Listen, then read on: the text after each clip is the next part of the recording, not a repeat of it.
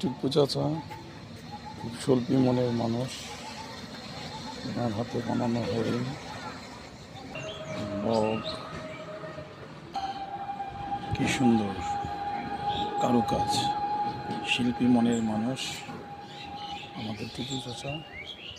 দেখুন, জঙ্গলে রাখলে মনে হবে জীবন্ত। হরিণের বাচ্চা। টিপু চাচার মন মানসিকতা অনেক ভালো, শিল্পী মানুষ। দেখেন ওনার নিজের হাতে বানানো, কত দক্ষতার সহিত বানিয়েছে। দেখ মাম্মা, বুঝছেন? দারুণ বানাচ্ছে। আরো ছোট্ট হাতি, দেখছেন? দারুণ, দেখছেন?